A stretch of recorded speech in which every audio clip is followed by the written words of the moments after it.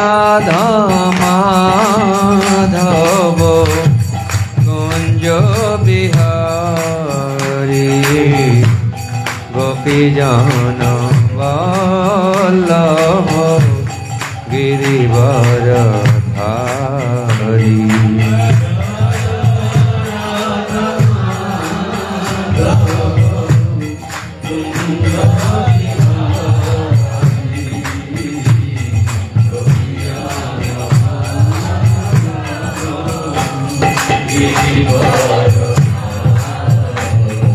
श्री कृष्ण चैतन्य प्रभु नित्यानंद श्री अद्वैत गदाधर श्रीवासादि गौरभक्त वृंद। श्री कृष्ण चैतन्य प्रभु नित्यानंद श्री अद्वैत गदाधर श्रीवासादि। हरे कृष्णा कृष्णा कृष्णा हरे हरे, हरे राम राम राम हरे हरे।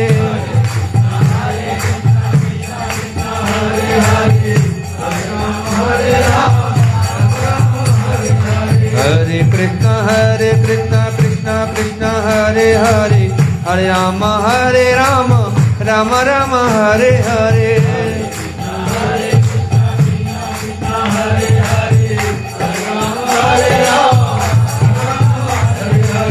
हरे कृष्णा कृष्णा कृष्णा हरे हरे, हरे राम राम राम हरे हरे।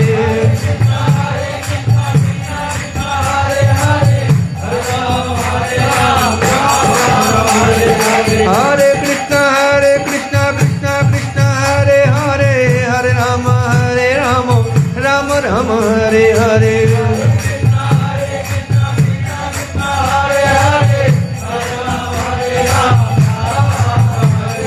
जय राधा माधव कुंज बिहारी गोपीजन वल्लभ गिरिवर धारी।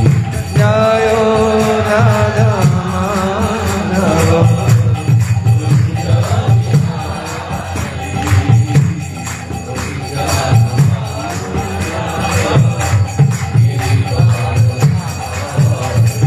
जय राधा माधव कुंज बिहारी गोपीजन वल्लभ गिरिवर धारी।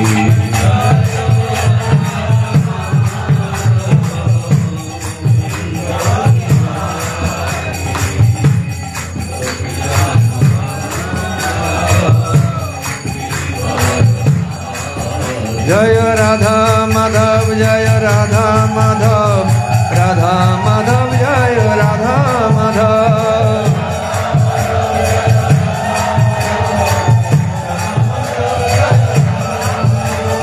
पंचतत्व जय पंचतत्व, पंचतत्व जय पंचतत्व।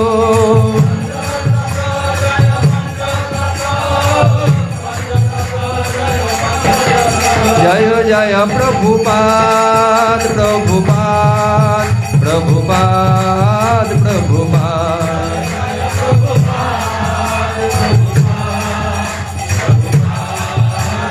निताय गौर हरि बोल हरि बोल हरि बोल हरि बोल। निताय गौर हरि बोल हरि बोल हरि बोल। ओम अज्ञानतिमिरन्धस्य ज्ञानाञ्जनो शलाकया चक्षुरुन्मीलितं येन तस्मै श्रीगुरवे नमः। श्रीचैतन्य मनोभीष्टं स्थापितं येन भूतले स्वयं रूप कदा मह्यं ददाति शब्दान्तिकं वन्दे अहं श्रीगुरो श्रीयुतपदकमलं श्रीगुरुन् वैष्णवांश्च श्रीरूपां शक्रजातं सहगणो रघुनाथान्वितं तं सजीवं साद्वैतं सावधूतं परिजनसहितं कृष्णचैतन्यदेवं श्रीराधाकृष्णपादान् सहगणा ललिता श्रीविशाखान्वितांश्च नमो विष्णुपादाय कृष्णप्रेष्ठाय भूतले श्रीमते भक्तिवेदान्त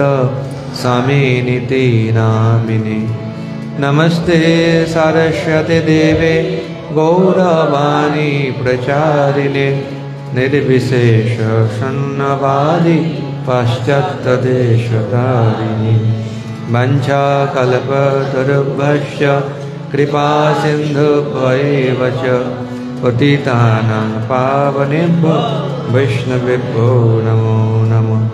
नमो महावदन्नाय कृष्णप्रेमप्रदायते कृष्णाय कृष्णचैतन्य नाम्ने गौरतिसे नमः।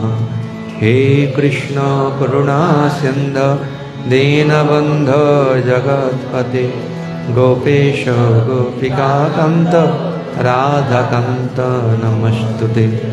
तप्तकाञ्चन गौराङ्गी राधे वृन्दावनेश्वरी वृषभानुसुते देवी प्रणमामि हरिप्रिये। जय श्री कृष्ण चैतन्य प्रभु नित्यानंद श्री अद्वैत गदाधर श्रीवासादि गौरभक्तवृंद। हरे कृष्णा कृष्णा कृष्णा हरे हरे हरे राम राम राम हरे हरे।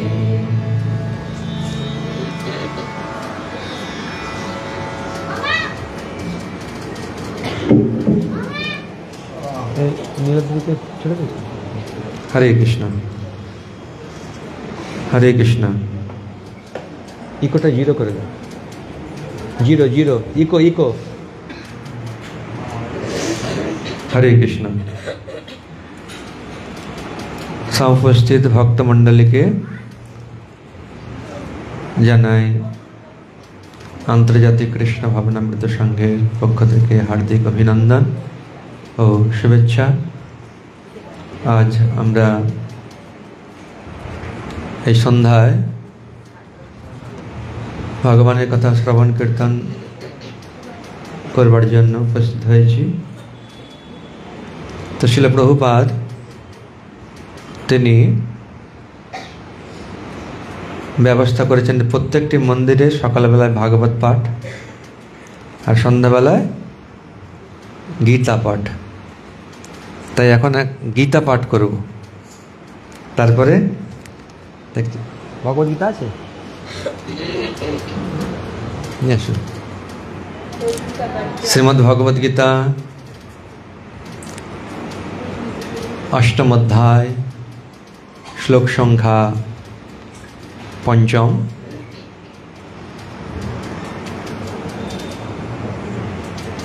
অন্তকালে চ মামেব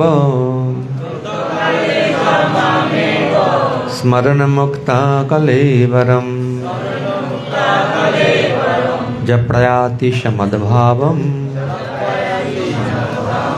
জাতি নাস্ত্যত্র সংশয়ো।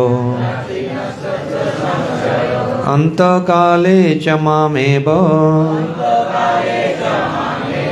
স্মরণ মুক্তা কলেবরম য প্রয়াতি সমদ্ভাবম জাতি নাস্ত্যত্র সংশয়ো। অন্তকালে চ মামেব স্মরণ মুক্তা কলেবরম য প্রয়াতি সমদ্ভাবম জাতি নাস্ত্যত্র সংশয়ো। কারা কারা শ্লোক বলেননি হাত তুলুন। কারা শ্লোক বলেননি? সবাই বলেছেন? হ্যাঁ, যারা বলেননি হাত তুলুন, তারা আরেকবার বলবো। সবাই বলেছেন তো? দেখুন ঠিক করে সবাই বলেছেন। ভগবান শ্রীকৃষ্ণ তিনি কৃষ্ণ ভাবনামৃতের গুরুত্ব ব্যাখ্যা করছেন।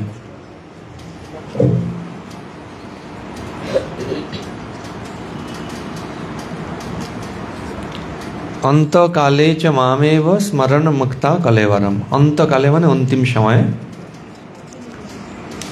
মুক্তা কলেবর, কলেবর মানে শরীর, মুক্তা মানে ত্যাগ। তো শরীর ত্যাগের সময় যদি মামেব স্মরণ, এই মানে অবশ্যই মা মানে আমাকে স্মরণ করে যদি কেউ এই শরীর ত্যাগ করে, তাহলে তার কি গতি হবে? সে আমার ভাব প্রাপ্ত হবে, এতে কোনো সংশয় নেই। তো এখানে ভাব শব্দে শিল বলদেব বিদ্যাভূষণ পাদ বলছেন যে ভগবানের প্রেম। ভাবের বিপরীত কি? বিপরীত শব্দ কি? ভাবের বিপরীত শব্দ কি? অভাব। যার ভাব নেই তারই অভাব। ভাব মানে কি? ভালোবাসা, প্রেম। তাই জড় জগতে তো প্রেম নেই, মানে জড় বস্তু বা জড় ব্যক্তির সঙ্গে যে সম্বন্ধ স্থাপন করা হয়ে যে ব্যবহার করা হয়, সেখানে অনেকেই বলে যে উনার খুব ভাব আছে, দুজনের মধ্যে খুব ভাব আছে। ভাব মানে কি? ভালোবাসা আছে। তো সেখানে ভালোবাসাটা আছে। কতদিনের ভালোবাসা আছে? বেশি দিন না, অনিত্য ভালোবাসা। যখন শরীর ত্যাগ হয়ে যাবে তখন আবার কোথাও জন্ম হবে তার কর্ম অনুসারে, সেখানে আবার একটা পিতা মাতা পাবে, তারপরে ভাই বোন বা বিভিন্ন আত্মীয় স্বজন ইত্যাদি পাবে, সেখানে আবার ভাব তৈরি হবে। এইভাবে পরিবর্তন হয়েই চলেছে, সম্বন্ধ পরিবর্তন হয়ে চলেছে। এই জন্যে ভগবান শ্রীকৃষ্ণ এই অষ্টম অধ্যায়ে বলেছেন এই জড়জগৎটা হচ্ছে দুঃখালয়ম অশাশ্বতম, দুঃখের আলয়, দুঃখ দেওয়ার স্থান। যারা যারা ভগবানকে বাদ দিয়ে আলাদাভাবে সুখ পেতে চায়, তাদের জন্য এই জড়জগৎটা তৈরি করা হয়েছে। যে দেখো, ভগবানকে বাদ দিয়ে তুমি প্রকৃত সুখী হতে পারো কি না। ভগবান বলছে আমাকে বাদ দিয়ে দেখো সুখী হতে পারো কি না। আমি তো জড়জগৎ তৈরি করেছি। জড়জগৎটা কে তৈরি করেছে? ভগবানই তৈরি করেছেন। তো তিনি তৈরি করে তো বলে দিয়েছেন দুঃখালয় আমার শাশ্বত। তো সেই কথার প্রতি যদি বিশ্বাস না হয় তাহলে তো এখানেই থাকতে হবে। আর যাদের বিশ্বাস রয়েছে তারা এই জড়জগতের বন্ধন থেকে মুক্ত হওয়ার প্রয়াস করবে। কিভাবে এই জড়জগতের বন্ধন থেকে মুক্ত হওয়া যাবে তার পন্থাও ভগবান দিয়েছেন। অন্তিম সময়ে সকলে বলেন হে কন্তেয়, অন্তিম কালে যিনি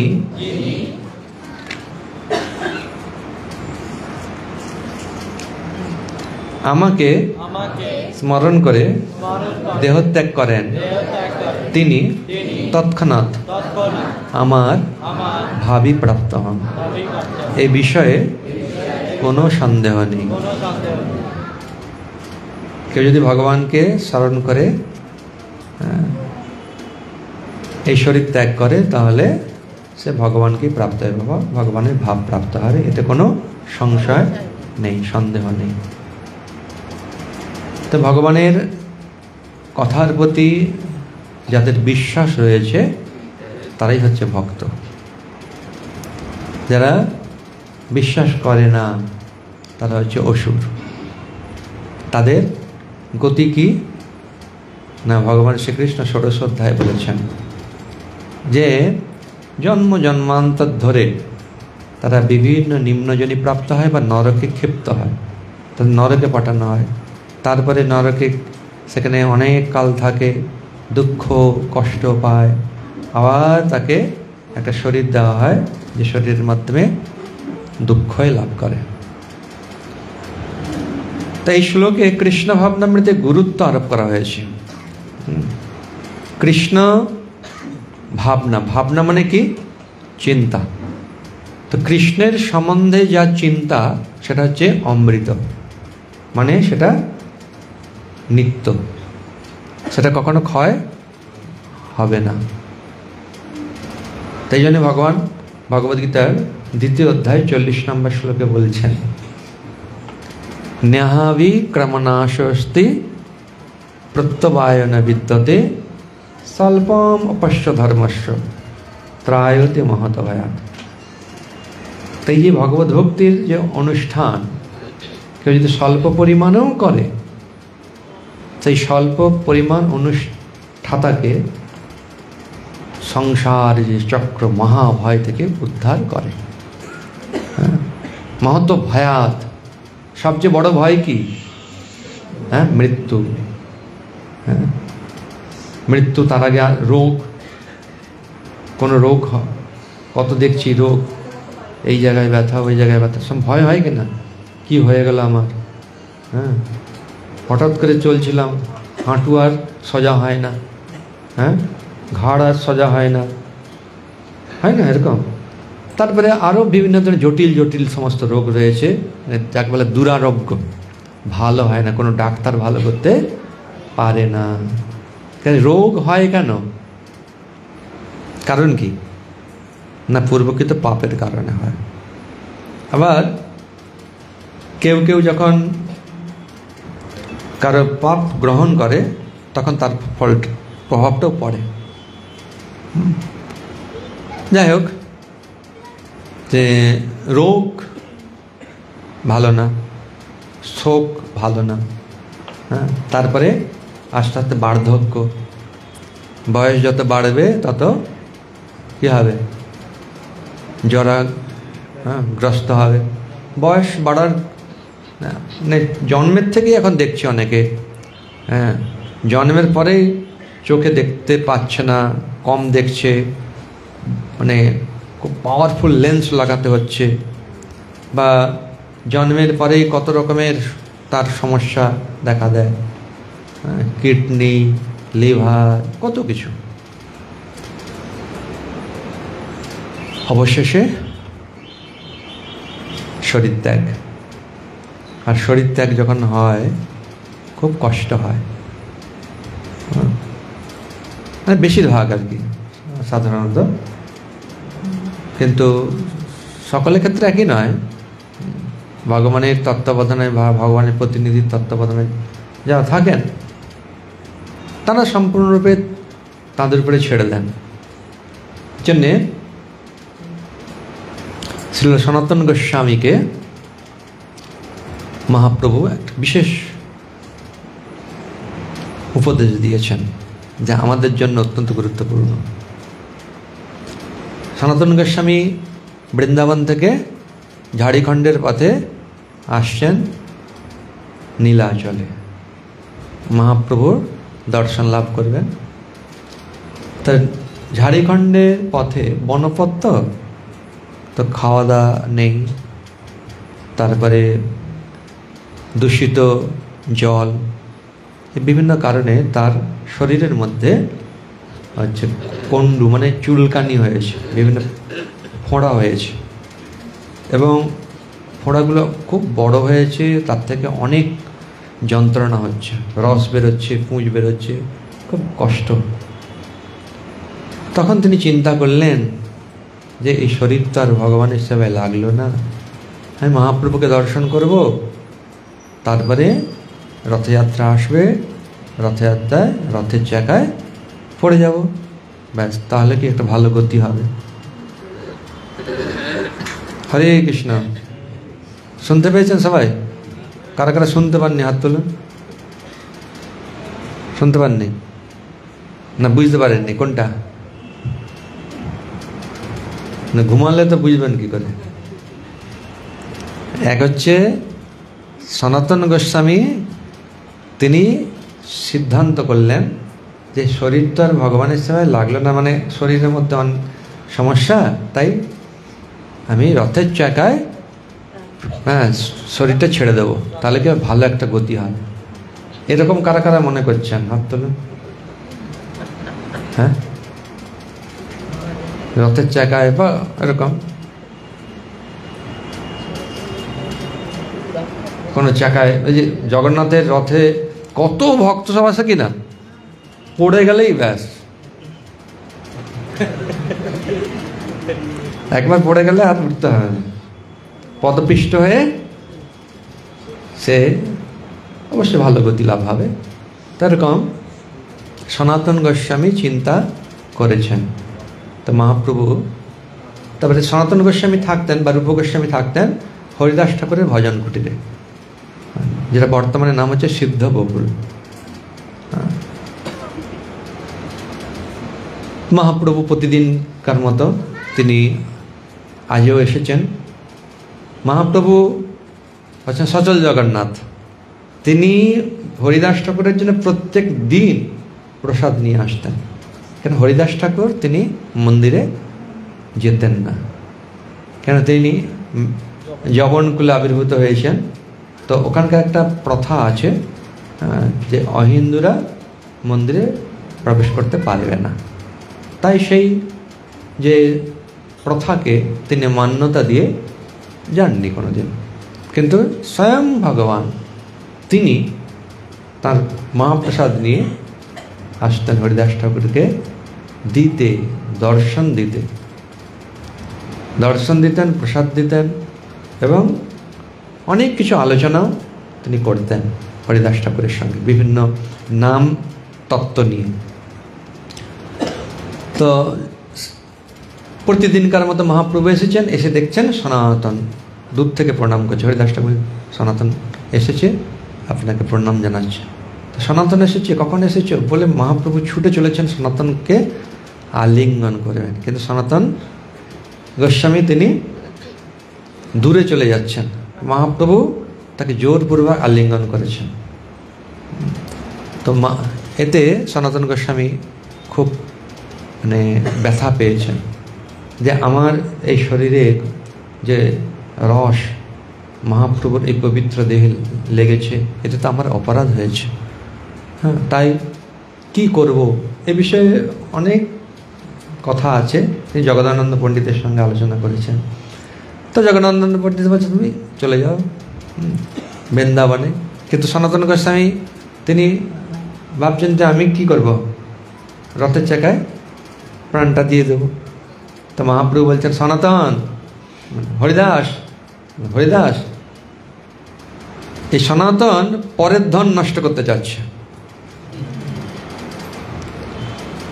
এ আমাকে সমর্পণ করেছে, তাহলে এই শরীরটা, হ্যাঁ প্রাণটা এর কি ওর না, এটা আমার। আমি এই শরীর দিয়ে কত কাজ করব, লুপ্ত তীর্থে উদ্ধার, বিভিন্ন এই বৈষ্ণব যে আচার অনুষ্ঠানের সমস্ত গ্রন্থ, কিন্তু এ অপরের ধন নষ্ট করতে চাচ্ছে। তো তখন সনাতন গোস্বামী খুব লজ্জা পেয়ে গেছেন যে অন্তর্যামী তিনি জেনে গেছেন আমি কি করতে চাচ্ছি। তো মহাপ্রভুর কথা বলে চলে গেলেন। হরিদাস ঠাকুর বললেন সনাতন তুমি অত্যন্ত ভাগ্যবান, তোমার দেহকে মহাপ্রভু তার নিজের সম্পত্তি বলে গ্রহণ করেছেন, কিন্তু আমার জন্ম বৃথা গেল, এই শরীর মহাপ্রভুর সেবায় লাগলো না। দেখুন উভয় দগ্নিয়তা করছেন। তখন সনাতন গোস্বামী বলছেন যে আপনে আচারে কেহ না করে প্রচার, প্রচার করেন কেহ না করে আচার, আচার প্রচার নামের দুই কার্য, আচার করতে হবে, প্রচার করতে হবে। আর তুমি সর্বগুরু, তুমি জগতের আর্য, তুমি আচারও করছো, প্রচারও করছো, তাই তুমি হচ্ছেন প্রকৃত আর্য, তুমি হচ্ছে গুরু। তাই হবে যে প্রসঙ্গ আপনারা কারা কারা ছিল জাগ্রত স্বামী গুরু মহারাজ ব্যাস পূজায় গিয়েছিলেন মায়াপুরে? গিয়েছেন? প্রবচন শুনেছেন? প্রবচন তো সেখানে কি বলেছেন বলুন আপনারা? প্রবচনের মধ্যে এই বিষয়টা শুনেছেন? শোনেননি? প্রবচনের সময় ছিলেন? কারা কারা ছিলেন হাত তুলুন। প্রবচনের সময় কারা কারা ছিলেন হাত তুলুন। ছিলেন? তাহলে কি লাভ? খুব গুরুত্বপূর্ণ বিষয় যে আমি কেন যাচ্ছি না। সঙ্গ, সঙ্গ শব্দের অর্থ কি?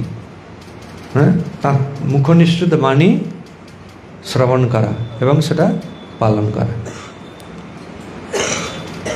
তো উনি বললেন যে কারা কারা কৃষ্ণের চরণে আত্মসমর্পণ করেছ হাত তুলো।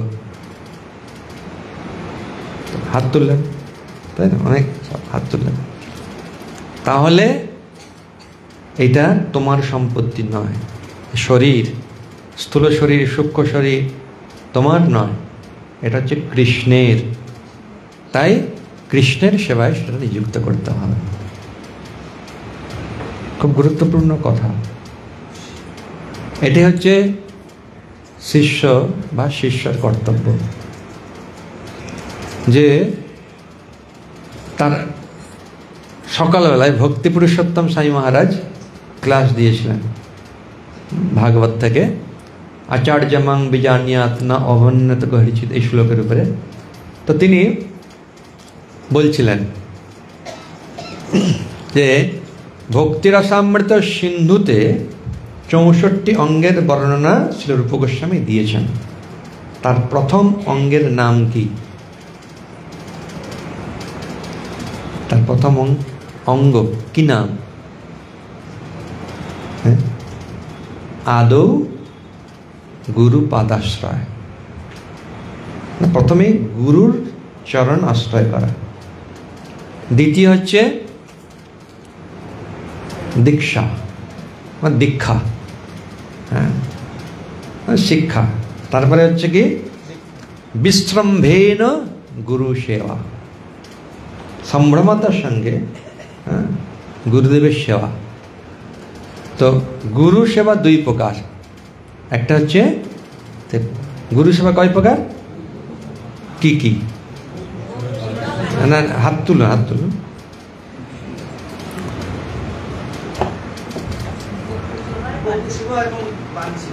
হ্যাঁ, বপু মানে কি? বপু মানে শরীর। বপু, হ্যাঁ, গোপু না, বপু। বপু মানে শরীর। শরীর সম্বন্ধে যা সেবা, এটা হচ্ছে বপু সেবা। তো এখন অনেক মাতাজিরা তো সেবা করতে পারে, পারে না? পারে। যেমন গুরুদেবের জন্য রান্না করা, অনেকে গুরুদেবের জন্যে কিছু নিয়ে যাওয়া, হ্যাঁ, যে এই তরকারিটা মানে সবজিটা কি ফলটা, বা গুরুদেবের সেবার জন্য অর্থ প্রদান করা, সবই হচ্ছে বপু সেবা। আর তার থেকেও শ্রেষ্ঠ হচ্ছে বাণী সেবা। বাণী মানে হচ্ছে তিনি যেটা নির্দেশ দিয়েছেন সেই নির্দেশটা পালন করা, এবং এর মাধ্যমে সর্বক্ষণ গুরুদেবের উপস্থিতি অনুভব করা যায়। শ্রীল প্রভুপাদ এ বিষয়ে অনেকবার তিনি প্রবচনে বলেছেন, তার লেটার, তার চিঠিতেও রয়েছে। অনেক কনভারসেশনে তিনি শাসন বলেছেন যে আমি এক মুহূর্ত আমার গুরুদেবের থেকে আলাদা নই, সর্বক্ষণ গুরুদেব আমার সঙ্গে রয়েছেন। তার মানে কি? যে গুরুর বাণী তিনি সর্বান্তকরণে হৃদয়ে ধারণ করে সেটা বাস্তবে রূপায়ণের চেষ্টা করেছেন। তো সেটা বাণী। আবার বপু সেবাও করতে হবে বাণী অর্থাৎ নির্দেশ অনুসারে করতে হবে, ইচ্ছা খুশি নয়। হ্যাঁ, ইচ্ছা খুশি নয়। যেমন ধরুন কেউ কেউ এই জিনিসটা খেতে পারে না, হ্যাঁ, ওই জিনিসটা খেতে পারে না। কি যে মালা, হ্যাঁ, মালা ফুল, সকলের সব ফুল সহ্য হয় না। গুরুদেবের কথাই বলছি। তো জানতে হবে গুরুদেব কোন মালাটা পছন্দ করেন, না কোন ফুলের মালাটা তার পছন্দ, তো সেরকম মালা তৈরি করতে হবে। কারণ হয়তো দেখা যায়, যেমন হচ্ছে ছিল জগন্নাথ স্বামী গুরু মহারাজের কোন ফুলে অ্যালার্জি আছে জানেন? জানেন না? তাহলে জানুন। ছিল ভক্তিচারী স্বামী গুরু মহারাজের কোন ফুলে অ্যালার্জি আছে, মানে দেওয়ার সঙ্গে সঙ্গে চুলকাবে, জানেন? জানেন না? তাহলে সেটা জানার দরকার। তো এইটাই হচ্ছে কিভাবে জানবো আমি, না তার যারা সেবক রয়েছে তাদের কাছ থেকে জানতে হবে। এখন হচ্ছে ক্লাস হচ্ছে, ক্লাসের পরে জিজ্ঞাসা হচ্ছে কোনো প্রশ্ন আছে, হাত তুলে বা লিখিত করে দিন, গুরুদেব কোন ফুলটা আপনার পছন্দ। এটা এরকম প্রশ্ন করা উচিত? হ্যাঁ, না। এরকম অনেকবার ছিল জয়প্রতাপ স্বামী গুরু মহারাজ ওই পদ্ম ভবনে, যে সামনে যে পার্ক আছে না, ওই পার্কে তিনি প্রশ্ন উত্তর করতেন। তো একবার তিনি বলছিলেন যে গুরুদেবকে এমন প্রশ্ন করা উচিত নয় যাতে গুরুদেবের অমূল্য সময়টা নষ্ট হয়। যে প্রশ্নের উত্তর অন্য কারো কাছ থেকে জানতে পারবো সেরকম কেন গুরুদেবকে করব। একটা উদাহরণ উনি দিয়েছিলেন যে গুরুদেব বা গুরু মহারাজ, আমার একটা প্রশ্ন, আগামীকাল পারণটা কখন? আরে পঞ্জিকায় আছে বা কারো কাছ থেকে জেনে নাও। এরকম প্রশ্ন করে গুরুদেবের অমূল্য সময় নষ্ট করা উচিত না, মানে এই বিষয়টা বলছিলেন। তাকে বলা হয় পরিপ্রশ্ন। হ্যাঁ, পরিপ্রশ্ন, এবং সেটাও করতে হবে সেবা মাধ্যমে, তাকে সন্তুষ্ট করে প্রশ্ন করতে হবে। তো বাণী সেবা খুব গুরুত্বপূর্ণ মানে নির্দেশ, যেটার মাধ্যমে আমরা সর্বক্ষণ শ্রী গুরুদেবের উপস্থিতি অনুভব করি। আর গুরু হচ্ছেন ভগবানের করুণার মূর্তিমন্ত বিগ্রহ। তো ভগবানের করুণার প্রথম যে মূর্তিমন্ত বিগ্রহ তিনি হচ্ছেন শ্রী বলরাম আর শ্রীমতী রাধারানী। এবং এইভাবে তার প্রতিনিধি তারা হচ্ছে সকলেই হচ্ছে গুরুতত্ত্ব। গুরুতত্ত্ব তত্ত্ব একটাই, যেমন ভগবত তত্ত্ব একটাই। অনেক সময় এই ভক্ত সেই ভক্তের মধ্যে মানে মন কষাকষি বা ক্রোধ, আমি কৃষ্ণের ভক্ত, আমি রামের পুজো করব না। কে বলছে আমি রামের ভক্ত, আমি কৃষ্ণের পূজা করব না। আরে বাবা, রাম কৃষ্ণ সবই পরম্পরার মাধ্যমে হচ্ছে সেবা পৌঁছচ্ছে শ্রীমতী রাধারানীর কাছে, কি বলরামের কাছে। তেনা সেবা করছেন ভগবান শ্রীকৃষ্ণ। কেউ সরাসরিভাবে ভগবানের সেবা করতে পারে না, এটাই হচ্ছে পন্থা। তো আমরা যেখানেই থাকি না কেন, যদি তার নির্দেশটা পালন করার চেষ্টা করি, চেষ্টা করতে হবে। চেষ্টাই যদি না করি তাহলে কি আমি একবারে 100% সাফল্য লাভ করতে পারবো? পারবো না। আমাকে তো চেষ্টা করতে হবে। কতটা সাফল্য আসবে কি না আসবে সেটা পরের কথা, এবং সেটা নির্ভর করে তাদের করুণার উপরে। সেই করুণার পাওয়ার জন্য আমাদের চেষ্টা করতে হবে বা প্রার্থনা করতে হবে গভীর ভাবে, তাহলে বা আন্তরিকতার সঙ্গে, তাহলে দেখবেন সবসময় গুরুদেবের উপস্থিতি অনুভব করা যাবে। হ্যাঁ, তাই হবে ভগবান যেটা শেখাচ্ছেন, ভগবান আবার ভক্তরূপে এসে তিনি সেটাই শেখাচ্ছেন, কেন ভক্তের মাধ্যমেই ভক্তি লাভ হয়। ভক্তি ভগবানও দেন না, হ্যাঁ, ভক্তি ভক্তই দেন। কোন প্রকার ভক্ত? না, মধ্যম অধিকারী ভক্ত। মধ্যম অধিকারী ভক্তের লক্ষণ কি? না তিনি ভগবানের প্রতি প্রেম করেন, ভক্তের প্রতি মৈত্রী, অজ্ঞের প্রতি কৃপা, আর যারা বিদ্বেষী তাদেরকে উপেক্ষা করেন। মধ্যম অধিকারী মানে প্রচারক, হ্যাঁ, এই চারটা জিনিস তিনি করেন। তিনি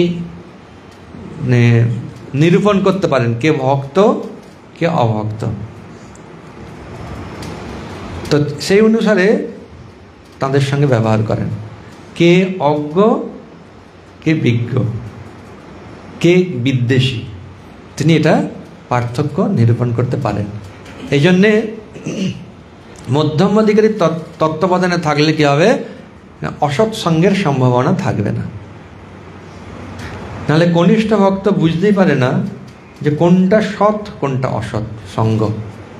অনেক সময় এটা হয়, হ্যাঁ, তারা মানে সৎসঙ্গ ভেবেই অসৎসঙ্গ করে বসে, হ্যাঁ, তার ফলে তারা ধীরে ধীরে ভক্তি মার্গ থেকে দূরে চলে যায়।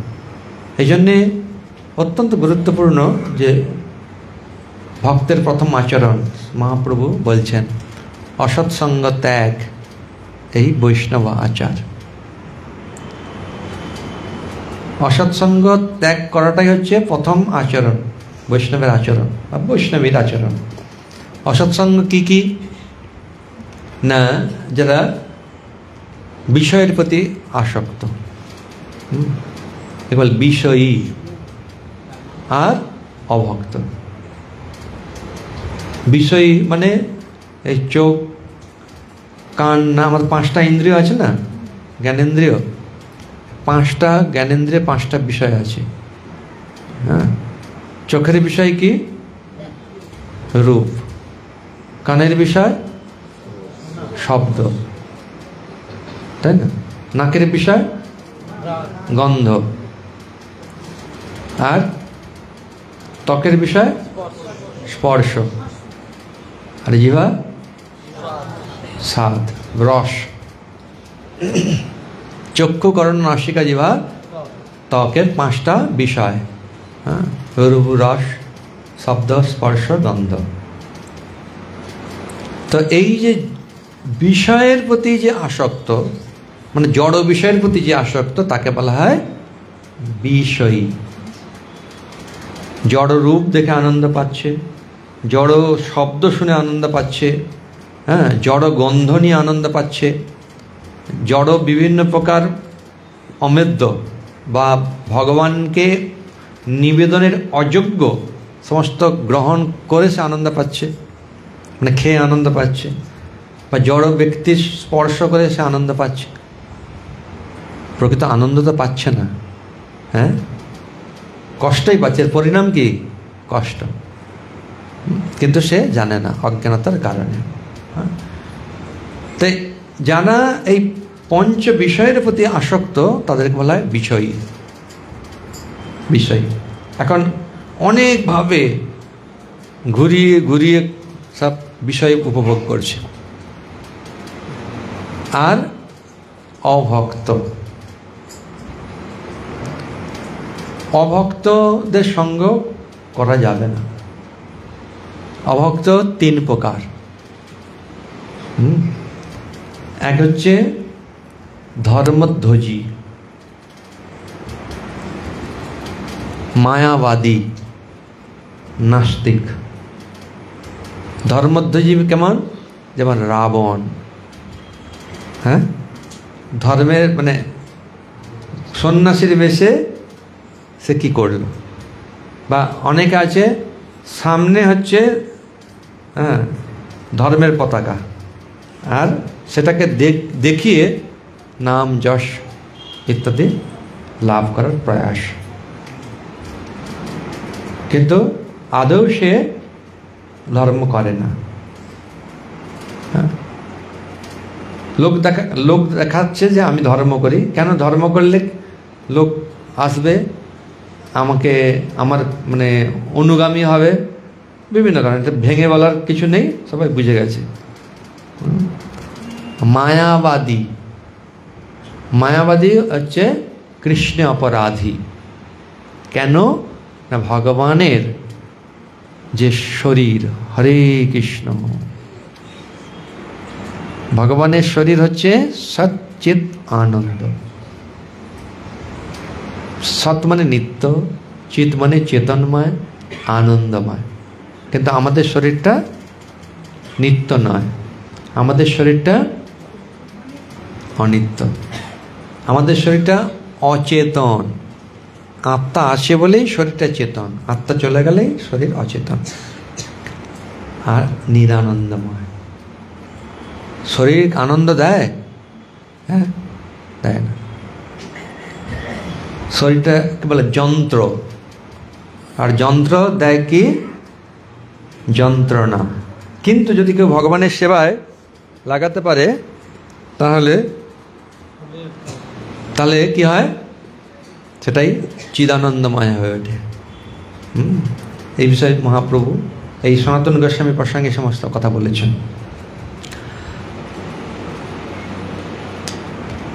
তো যারা ভগবানের সচ্চিদানন্দ রূপকে মায়া বলে মনে করে, বাদ মানে সিদ্ধান্ত, মায়া বলে সিদ্ধান্ত করে।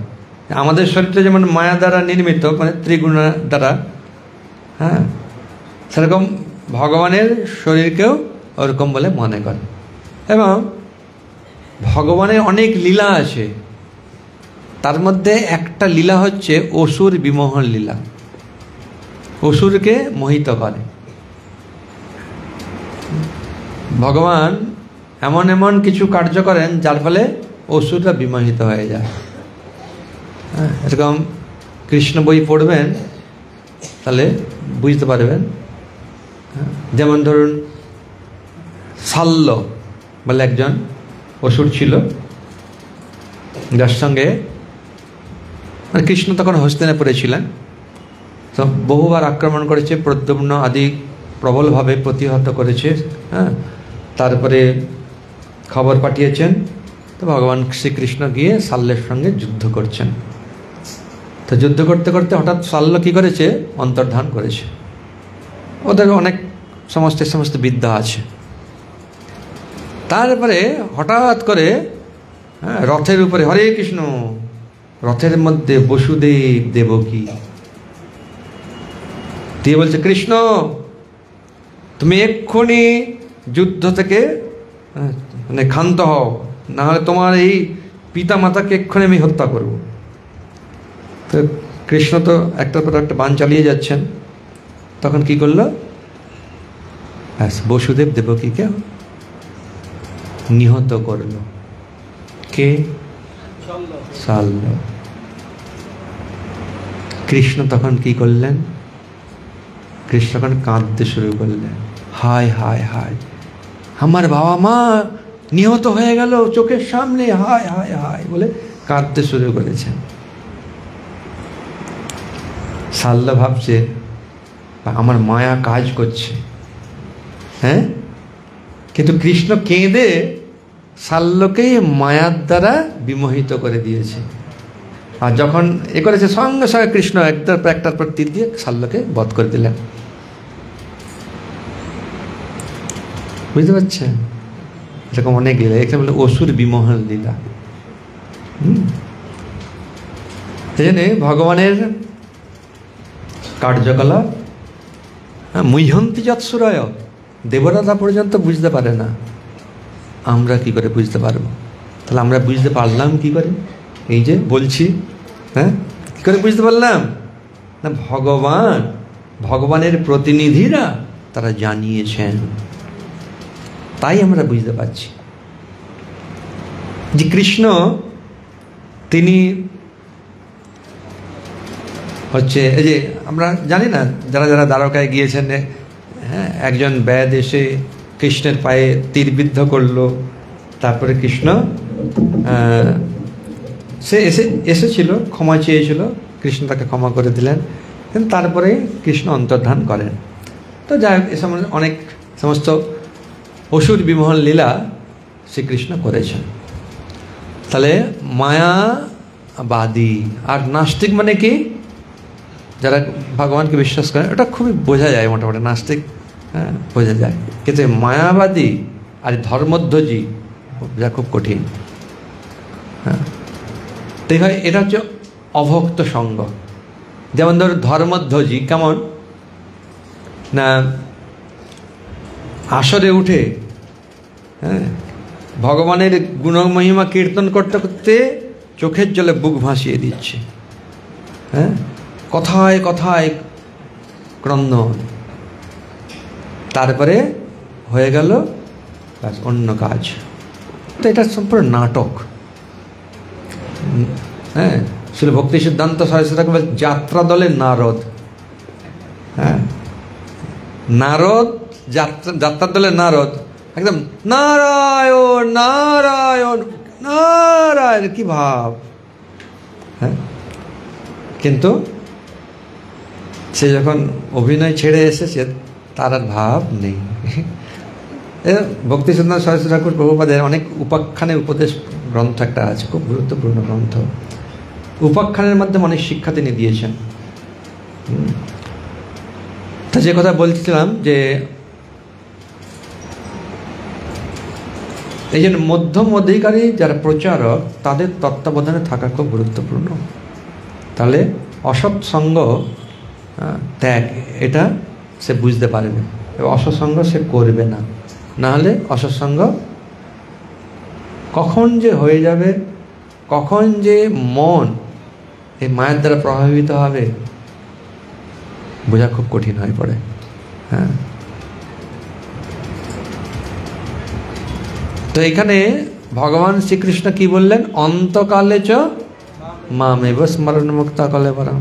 তাই গীতার এই শ্লোক দেখিয়ে অনেকেই বলতে পারে, এই দেখুন কৃষ্ণ বলছেন মৃত্যুর সময় যিনি আমাকে স্মরণ করে দেহত্যাগ করেন তিনি আমার ভাবপ্রাপ্ত হন, এতে কোনো সন্দেহ। তাহলে আমি মৃত্যুর সময় স্মরণ করে নেব, এই ছোট থেকে বা এই বয়সে কেন? হরে কৃষ্ণ, চোখ বন্ধ করবেন না, চোখ খোলা রাখুন। কেন কেন করব? মৃত্যুর সময় করে ফেলবো। তারপরে শ্লোকে ভগবান তাই জন্য বলছেন, জং জং বাপি স্মরণ ভাবম তজতন্তে কলেবরম তং তমেবৈত কন্তে সদা তদ্ভাব ভাবিত। যে যেমন যেমন চিন্তা করতে করতে শরীর ত্যাগ করবে, সেই সেরকম ভাবিত তত্ত্বকে লাভ করবে। শ্রীমদ্ ভাগবতে পঞ্চম স্কন্ধে বর্ণনা রয়েছে ভরত মহারাজের। আপনারা ভরত মহারাজের চরিত্র শুনেছেন তো? হ্যাঁ, কারা কারা জানেন ভরত মহারাজ কে? মানে ভরত মহারাজের নাম কারা কারা জানেন? জানেন না? তাহলে হাত তুলুন। হাত তুলতে অসুবিধা, তবে তো বুঝতে পারবো। হাত তুলুন কারা কারা ভরত মহারাজের নাম শুনেছেন। শুনেছেন? ভরত মহারাজের বাবার নাম কি? দশরথ। আরে ভরত মহারাজ কোন ভরত মহারাজ? হ্যাঁ, ঋষভদেব, ভগবান ঋষভদেব। আরেকটা খুব গুরুত্বপূর্ণ বিষয় যেটা আমরা অন্যকে বোঝাতে পারি, যে এ হচ্ছে ব্রাহ্মণ বংশে জন্মগ্রহণ করেছে, অর্থাৎ ব্রাহ্মণ। ও হচ্ছে শূদ্রকুলে জন্মগ্রহণ করেছে, শূদ্র। ও হচ্ছে বৈশ্যকুলে জন্মগ্রহণ করেছে, বৈশ্য। এরকম না, যার যেমন গুণ কর্ম সেই অনুসারে বর্ণ বিভাগ ভগবান শ্রীকৃষ্ণ তিনি বলছেন চতুর্থ অধ্যায়, চাতুর্বর্ণং মায়া সৃষ্টম গুণ কর্ম বিভাগ। গুণ এবং কর্ম অনুসারে। এখন এই যে ঋষভদেবের 100 জন পুত্র ছিল, তার মধ্যে ভরত হচ্ছে জ্যেষ্ঠ এবং শ্রেষ্ঠ। তো 10 জন হচ্ছে ক্ষত্রিয়, 81 জন ব্রাহ্মণ, এবার 9 জন হচ্ছেন ব্যাস যোগেন্দ্র বলা হয়, নবযোগেন্দ্র। তাহলে একই পিতার 100 জন সন্তানের এরকম গুণ অনুসারে ভাগ করা হয়েছে। সবাই তো সব কেউ সত্যগুণে আছে, কেউ রজগুণে আছে, কি রজত সত্যগুণে আছে, এই অনুসারে ভাগ করা হয়েছে। তো ভরত মহারাজ এ কথায় প্রভুপাদ এই তাৎপর্যের মধ্যে বলেছেন 6 নম্বর শ্লোকের তাৎপর্য। ভগবদ্গীতার 8ম অধ্যায়ের 6 নম্বর শ্লোকের তাৎপর্যে কার কথা বলেছেন? বাড়িতে গিয়ে আজকে না হলে কালকে অন্তত দেখবেন, তাৎপর্যটা পড়বেন। সেখানে প্রভুপাদ বলছেন যে এই যে ভরত মহারাজ তিনি ভগবানকে লাভ করবার জন্য পুলহ আশ্রমে গেলেন, কিন্তু হরিণের একটা হরিণ শাবকের প্রতি আকৃষ্ট হয়ে গেলেন, আসক্ত হয়ে গেলেন। আর আসক্তর মানে এতটা আসক্তি বৃদ্ধি পেতে লাগলো, তো ধীরে ধীরে ভগবানের প্রতি যে আসক্তিটা সেটা কমতে শুরু করলো। বা একটা সময় সে হরিণের চিন্তা করতে করতে শরীর ত্যাগ করলো, তার ফলে তাকে হরিণ হয়ে জন্মগ্রহণ করতে হলো। কিন্তু ভগবানের সেবা করাইছিলেন বলে ভগবান কৃপা করবে তাকে তার পূর্ব জন্মের কথা মনে করিয়ে দিয়েছিলেন। তো যখন সে একদম ছোট্ট হরিণ শাবক, তখন সে চিন্তা করছেন, হায় হায়, আমি তো একজন মহান রাজা ছিলাম, আমার নাম অনুসারে ভারতবর্ষ নাম হয়েছে, আমি ভগবানকে লাভ করবার জন্য সব কিছু পরিত্যাগ করে এলাম, কিন্তু সামান্য একটা হরিণের প্রতি আসক্ত হওয়ার কারণে আজকে আমাকে হরিণ শরীর পেতে হয়েছে। তাই তিনি কি হরিণের সমাজ ত্যাগ করে, কালঞ্জর পর্বতে তার জন্ম হয়েছিল, সেখানে ত্যাগ করে সে চলে গেলেন আবার সেই পুলহ আশ্রমে, যেখানে ঋষিরা অবস্থান করেন, ঋষিদের আশ্রমে, সেখানে ভগবানের কথা শ্রবণ করতেন। আর গাছে থেকে ঝরে পড়া পাতাকে জীবন ধারণ করতেন, এমনকি মানে কচি ঘাস বা এসবও খেতেন না, গাছ থেকে পড়ে যাওয়া পাতা খেতেন। এইভাবে শরীর ত্যাগ করে তিনি আবার এক ব্রাহ্মণের ঘরে জন্মগ্রহণ করলেন, সদাচারী ব্রাহ্মণ, এ কথা ভগবদ্গীতা 6ষ্ঠ অধ্যায় ভগবান বলছেন। কিন্তু তখন তিনি আর কারো সঙ্গে কোনো কথা বলতেন না, কোনো প্রকার কর্মকাণ্ডীয় আচার অনুষ্ঠান করতেন না। কেন? তো সব সময় ভগবানের চিন্তা করতেন, বাবা আর এই সব করবো না, কখন আবার কিসের প্রতি আসক্তি হয়ে যাবে, তাই জন্য জড়ের মতো তিনি থাকতেন। বাবা মা নাম দিয়েছিল ভরত, বাবা মা তো চলে গেল, তারপরে সবাই ডাকতে লাগলো জড় ভরত। আর অনেক বড় ইতিহাস, যেটা পয়েন্ট হচ্ছে এই যে হরিণের প্রতি আসক্ত হয়ে হরিণের চিন্তা করতে করতে শরীর ত্যাগ করার কারণে এরকম হয়েছে। বুঝতে পারছেন? তাহলে কতটা আমাদের সাবধানতা অবলম্বন করা উচিত, প্রত্যেকেরই, প্রত্যেক সাধকের কতটা সাবধানতা অবলম্বন করা উচিত।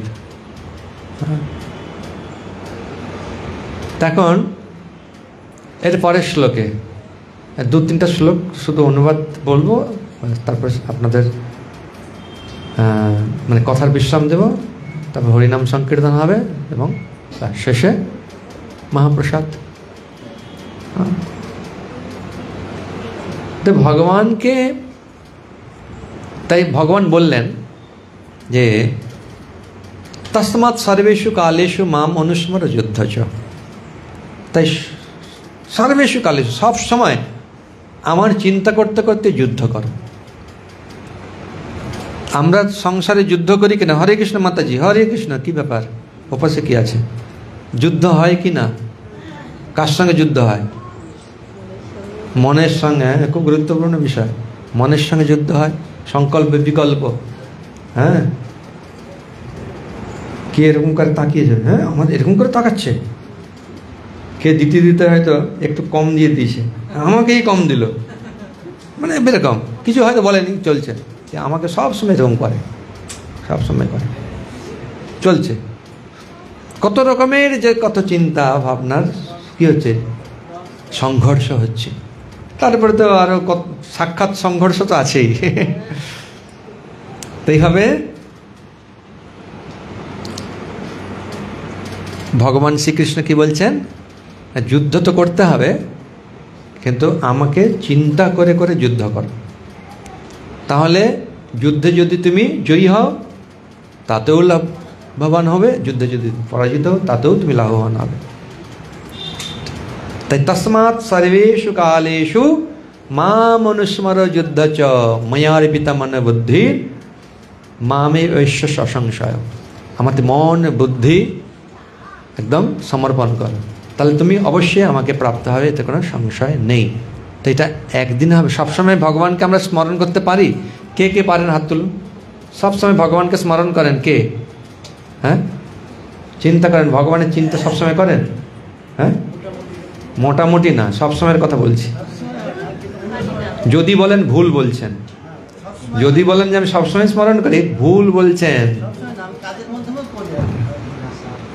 এটা সহজ নয়, খুবই কঠিন। এই জন্য ভগবান বলছেন অভ্যাস যোগে যুক্তেন চেতসা ন অন্যগামী না।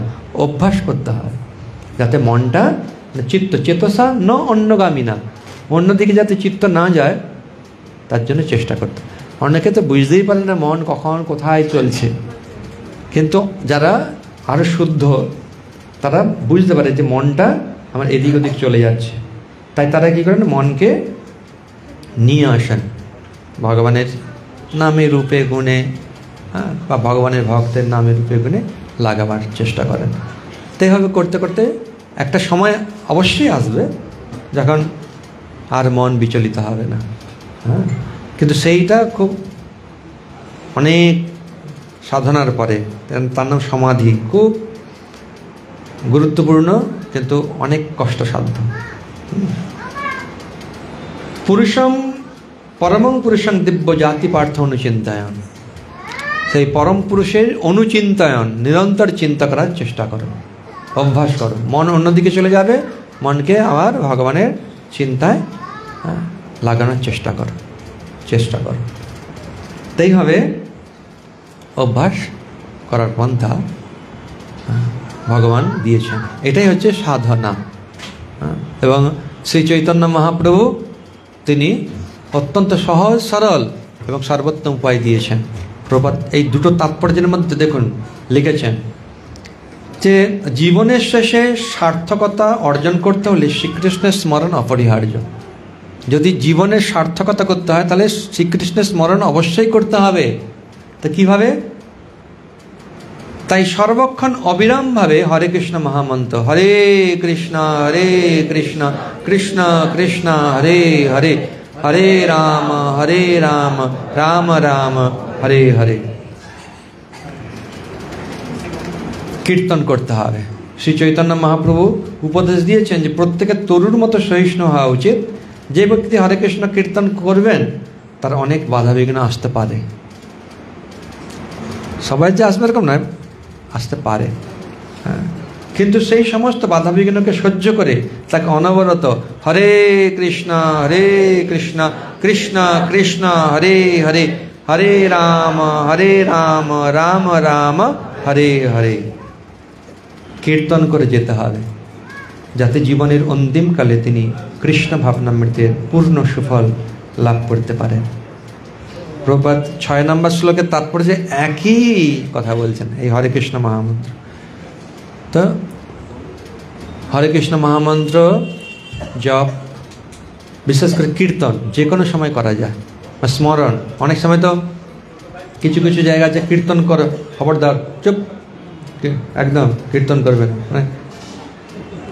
তো ভগবানকে স্মরণ, ভগবানের নাম স্মরণ, অসুবিধা আছে? অসুবিধা নেই, কিন্তু অভ্যাস না হলে অসুবিধা। যেন অভ্যাস করতে হয়। আমি কি চিন্তা করছি কে জানে? যে পাশে বসে আছে সে জানতে পারবে? জানতে পারবে না। আমি কি চিন্তা করছি কে জানে? ভিতরে যে বসে আছে অর্থাৎ ভগবান। তাই হবে ভক্তি যোগের মাধ্যমেই ভগবানকে লাভ করা যায়, এবং সেই পন্থা শিক্ষা দেওয়ার জন্যই ভগবান শ্রীকৃষ্ণ স্বয়ং তিনি অবতরণ করেছেন মায়াপুর, নবদ্বীপ মাঝে মায়াপুর গ্রাম যথায় জন্মিলেন চৈতন্য ভগবান। অনেক কৃষ্ণনগরের ব্যক্তি হয়েছে যারা মায়াপুর যায়নি, এরকম আছে। অনেক দূরের দূরের লোকেরা মায়াপুরে এসেছে, এইখানে হয়তো কেউ আছে যারা মায়াপুরে যায়। তবে হ্যাঁ, এই কৃষ্ণনগর নামটা উচ্চারণ করলেই পবিত্র হয়ে যায়। হরি বল। তো যারা হয়তো যায়নি মায়াপুর, কিন্তু এই যে কৃষ্ণনগর, আরে কি কৃষ্ণনগরের ট্রেনটা কখন আসবে, স্টেশনটা কৃষ্ণনগর স্টেশন কখন যাব, হ্যাঁ, এই যে কত সুন্দর লেখা আছে কৃষ্ণনগর। জানি ভগবানের নামের যে মাহাত্ম্য অত্যন্ত গুরুত্বপূর্ণ। এই জন্যে হ্যাঁ, ছোট ছোট মানে যখন সন্তান জন্ম হয় তাদের এরকম ভগবানের নাম দেওয়া উচিত। মেয়েদের ভগবতী, গঙ্গা, যমুনা, কি রাধা, ললিতা, বিশাখা, এরকম বিভিন্ন নাম। তাহলে উচ্চারণ করলে আমরা পবিত্র হতে পারব। হরে কৃষ্ণ। জয় শিল প্রভুপাদ কি, শ্রীমদ্ ভগবত গীতা যথাযথ কি, সমবেত ভক্তবৃন্দ কি, অনন্ত কোটি বৈষ্ণব বৃন্দ কি, নিতাই গৌর প্রেমানন্দে। হরি হরি বল। হরে কৃষ্ণ।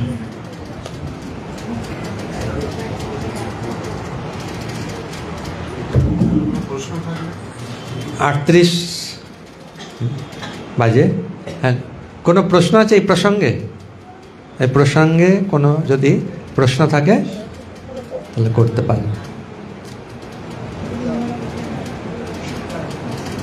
প্রশ্ন নাই? হ্যাঁ, ঠিক আছে ঠিক আছে, বলুন।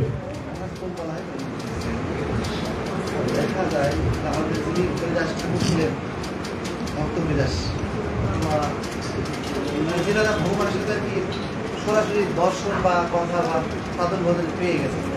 তো আমাদের যেমন ইদানিং যেসব অনেক কিছু ভক্ত, যেমন আমাদের সাধারণ বিলাসবহুল জীবন, যেমন এসিতে থাকা, গাড়িতে চড়া, এতে বাধা মনে করলেই বাধা, না বাধা মনে করলেই বাধা। আসক্তিটাই হচ্ছে সবচেয়ে গুরুত্বপূর্ণ। যে ঘরে মানে খড়ের কুটিরে আছে বা একটা ছোট্ট কুটিরে আছে, কিন্তু সে যদি আসক্ত থাকে তার প্রতি, সেটাই তার বাধা। বা সেটা দেখিয়ে যদি তার অহংকার হয়, সকলে জানুক আমি কেমন ভক্ত, এ ভক্ত নাই, এ থাকে পাকা বাড়িতে, এ থাকে এসি গাড়িতে, এ চড়ে, এ আবার ভক্ত হলো, আমি ভক্ত, আমাকে সবাই চিনুক আমি কেমন ভক্ত। এটাই হচ্ছে সবচেয়ে বড়। তো আসক্তিটা কোথায় আছে সেটা হচ্ছে গুরুত্বপূর্ণ। ব্যাঙের আধুলি শুনেছেন? ব্যাঙের আধুলি গল্প? হ্যাঁ, একটা ব্যাঙ একটা আধুলি পেয়েছে, মানে যেটা 50 পয়সা। হ্যাঁ, সে 50 পয়সার উপরে বসে আছে, কিছুদিন নড়বে না সে। একটা রাজার হাতি আসছে, বলছে, ঘোষণা করছে, হাতি আসছে, সরে যাও সরে যাও, রাস্তা দিয়ে দাও। ব্যাঙ বলছে কি, আমার সম্পত্তির উপর আমি বসে আছি, হ্যাঁ, আমি কেন সরবো, আমি কেন সরবো, আমাকে কেউ সরাতে পারবে না। আস্তে আস্তে সেগুলো তার শরীরটাকে ফোলাতে লাগলো, ব্যাস ফুট করে ফেটে গেল। তা গুরুত্ব এটা অবশ্যই। তবে হ্যাঁ, এগুলো মাধ্যমে অনেক সময় এগুলো আসক্তির বৃদ্ধি পেতে পারে, একটু সাবধানতা অবলম্বন করা অবশ্যই প্রয়োজন। কিন্তু হ্যাঁ, আসক্তি হলেই অসুবিধা। হ্যাঁ, আসক্তি হলেই অসুবিধা। এই যে মালা দিয়েছেন, মালার প্রতি আসক্তি হলেই অসুবিধা। এখানে বসতে দিয়েছেন, ও এরকম সিংহাসন লাগবে, নাহলে পাঠ হবে না। কেন নিচে বসে পাঠ করা যায় না?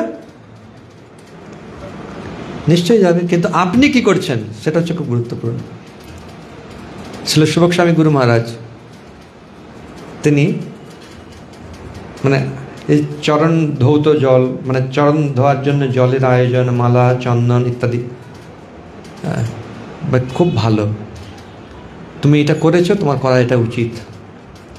আমি কি নেব না নেব সেটা পরের কথা, কিন্তু তোমার এটা করা উচিত, বুঝতে পারছেন তো? এটাই হচ্ছে জিনিস। ঠিক আছে, আর কোনো প্রশ্ন? হ্যাঁ, আমরা তো কর্মে থাকি, জীবন ধারণের জন্য যে কর্ম, সেই কর্মে থাকি, সেখানে থেকে ভগবানের চিন্তা করা বা মনকে একাগ্র করার উপায় যদি একটু বলতে হয়। হ্যাঁ, প্রভুপাদ এই প্রসঙ্গে বলছেন, অর্থাৎ আমি যে কর্মটা করছি তার উদ্দেশ্যটা কি? কর্ম করছি তার জন্য টাকা পাবো, টাকাটা আমি কি জন্যে কামাচ্ছি এটা সব গুরুত্বপূর্ণ। আমি যদি সেই টাকা ভগবানের সেবার জন্যে, ভক্তের সেবার জন্য লাগে, তাহলে সেটা আর কর্ম থাকছে না, সেটাই ভগবানের সেবা হয়। যেন ভগবান বলছেন যে আমার জন্য কর্ম করো, তাহলে কর্মের উদ্দেশ্য কি আছে সেটা প্রভুপাদ বা ভগবান শ্রীকৃষ্ণ চতুর্থ অধ্যায় বিষয়ে আলোচনা করেছেন। চতুর্থ অধ্যায় দেখবেন 17 নম্বর শ্লোক থেকে পরপর কয়েকটা শ্লোকে সেটা ব্যাখ্যা করেছেন। তো কর্মের উদ্দেশ্যটা কি? আমি যদি কর্মের ফলটা ভগবানকে নিবেদন করি তাহলে সেটা আর বন্ধনের কারণ হবে না। কিন্তু কর্ম করতে গিয়ে তো অনেক মানুষের সাথে ঝগড়াঝাটি, এটা অনেক কিছুই হয়। হ্যাঁ হ্যাঁ, ভগবানের সম্পত্তি রক্ষার জন্য ঝগড়া যদি হয় ঠিক আছে। ভগবানের প্রভুপাদ বৈশিষ্ট্যাষ্টকম না কোন একটা অষ্টকমে লিখেছেন যে দুর্যোধন ভগবানের সম্পত্তি ভোগ করছে। কি অষ্টকমে? বৃন্দাবন ভজনে আছে। আর এই অর্জুন আদি এরা কি করছে? পাণ্ডবেরা হাই হাই করছে। সেই জন্য ভগবান বললেন কি, যুদ্ধ করো। বললেন না, অর্জুন তো যুদ্ধ করতে চাইছিলেন না, কেন? তিনি সত্যিকারের ভক্ত, চায় না এসব করতে। কিন্তু যদি না করা হয়, ওই সম্পত্তি কী করবে না, ওই সমস্ত অসুরেরা ভোগ করবে। কিন্তু তাদের কাছ থেকে নিয়ে যদি আমি ভগবানের সেবায়, ভক্তের সেবায় লাগাই, তখন সেটাই তারও কল্যাণ হবে বা আমারও কল্যাণ হবে। অনেক কষ্ট করে অর্থ সঞ্চয় করেছি, হ্যাঁ, বা বাড়ি বানিয়েছি, যাই করি, গাড়ি বানিয়েছি, সব কিছু করি, যদি ভগবানের সেবায় না লাগাই, তাহলে ওই বাড়ি গাড়ি টাকা পয়সা কিছু তো নিয়ে যেতে পারবে না। কৃপণ দুর্জন ওই সমস্ত ভোগ করবে। তাই জন্য সময় থাকতে থাকতে ভগবানের সেবায় লাগিয়ে দিতে হবে। কেন কখন কার কী হবে কেউ বলতে পারে না। শরীরও কখন কী হবে, তাই যতক্ষণ শরীরের শক্তি আছে ততক্ষণ না একটু জমিয়ে রাখি, মানে গলাটাকে এত জোরে চিৎকার করবো না, না একটু রাখেন না, কখন কি হয়ে যাবে তার ঠিক আছে। শক্তি দিয়ে ভগবানের সেবা করতে, সেই শক্তিটা ভগবান দিয়েছেন, ভগবানের সেবা করতে, তাহলে অসুবিধা নেই। হরে কৃষ্ণ।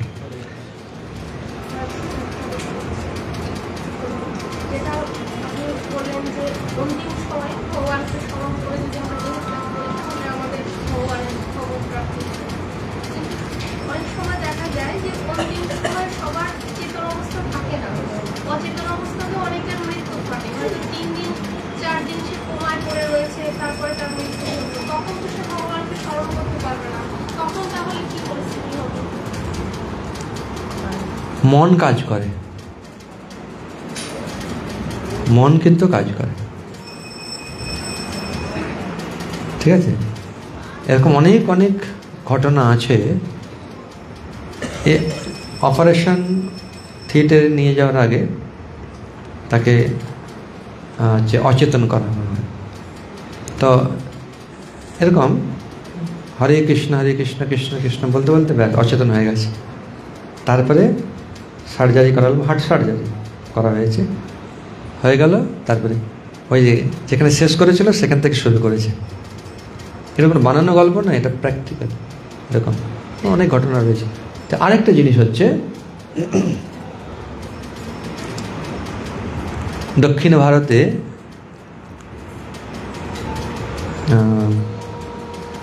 জায়গাটার নাম ভুলে যাচ্ছি, বরদরাজ বিষ্ণু রয়েছেন। রামানুজাচার্য ওনাকে অনেক সেবা করেছেন। তো বরদরাজ, বরদরাজ, বরদাতা যিনি সর্বশ্রেষ্ঠ বর প্রদান করেন, তিনি বলছেন আমার ভক্ত যদি সে আমার চিন্তা করতে করতে নাও, মানে চিন্তা না করতে করতে যে শরীর ত্যাগ করে, তবুও আমি তাকে ভগবত ধামে নিয়ে যাব। কেন না, সে তো করেছে, এতবার তো করেছে। তো ভগবান হচ্ছেন স্বতন্ত্র। তবে এইটাকে আবার অন্যভাবে যেন না নেয়, এই জন্য ভগবানের উপরে গুরুত্ব দিচ্ছেন। তো ভগবান যখন বলেছেন তাহলে আর ঠিক আছে, শিথিলতা দিয়ে দিল, তাহলে হবে না। তো ভগবান অন্তর্যামী, তিনি জানেন অন্তর তার কী রয়েছে। ওরকম ফাঁকি দিলে ভগবান কখনো সেটা, ঠিক আছে। হরে কৃষ্ণ। ঠিক আছে, এখন একটু কীর্তন হোক। 9টার সময় ওদের প্রসাদ হবে।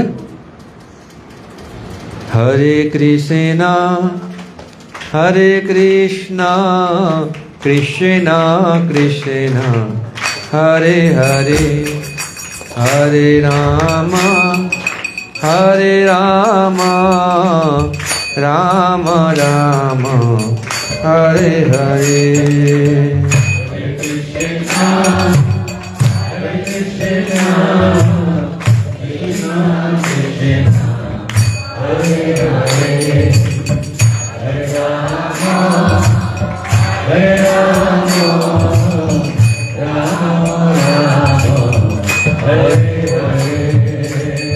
हरे कृष्ण हरे कृष्ण कृष्ण कृष्ण हरे हरे, हरे राम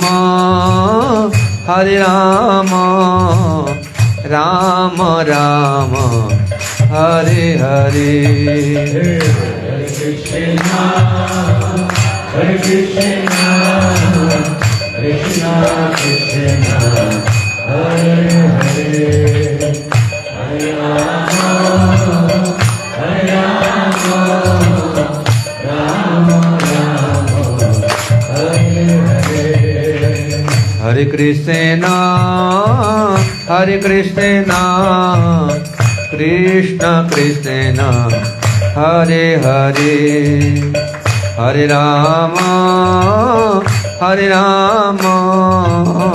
राम राम हरे हरे। हरे कृष्ण कृष्ण कृष्ण हरे हरे, हरे राम राम राम हरे हरे। हरे कृष्ण कृष्ण कृष्ण हरे हरे, हरे राम राम राम हरे हरे। हरे कृष्ण कृष्ण कृष्ण हरे हरे, हरे राम राम राम हरे हरे। हरे कृष्ण कृष्ण कृष्ण हरे हरे, हरे राम राम राम हरे हरे। हरे कृष्ण कृष्ण कृष्ण हरे हरे, हरे राम राम राम हरे हरे। हरे कृष्ण कृष्ण कृष्ण हरे हरे, हरे राम राम राम हरे हरे। हरे Krishna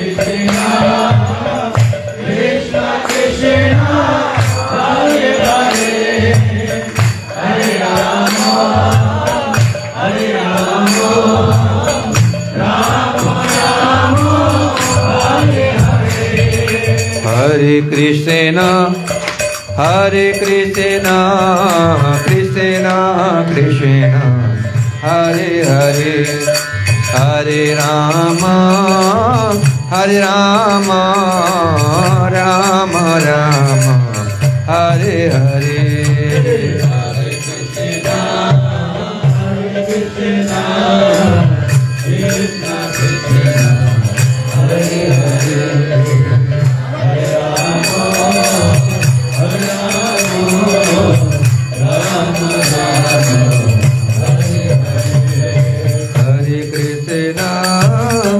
Hare Krishna Krishna Krishna Hare Hare Hare Rama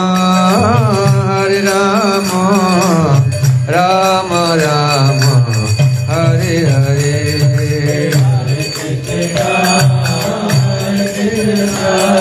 Krishna Krishna Hare Hare Hare Rama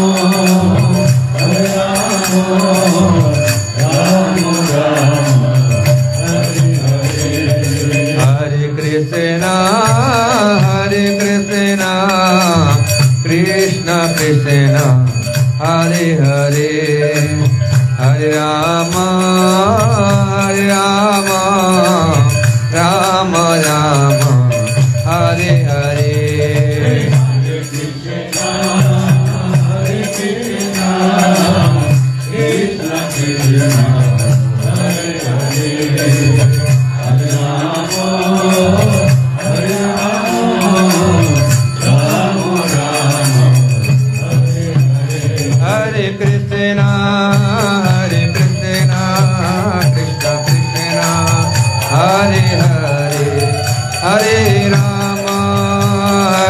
Rama Rama Rama Hare Hare Hare Krishna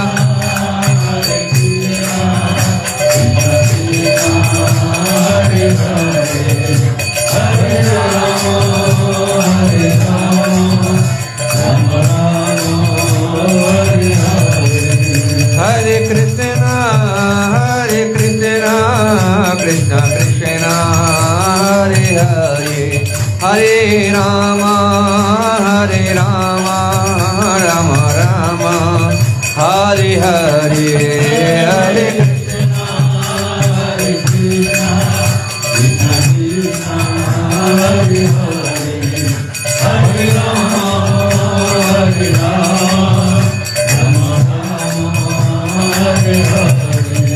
Jaya Radha Madhav Radha Madhav Jaya Radha Madhav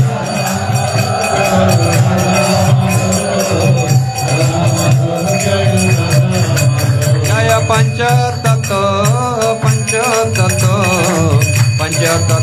Jaya Panchatattva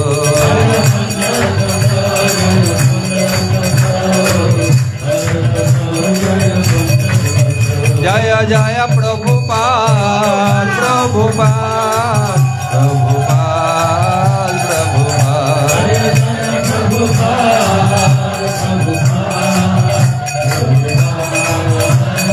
Nitai Gaura Hari Bol Hari Bol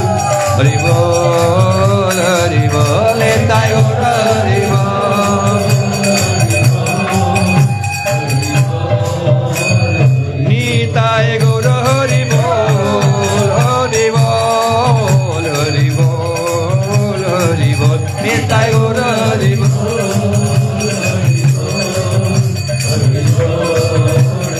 Nitai Gaura Hari Bol Hari Bol Nitai Gaura Hari Bol Hari Bol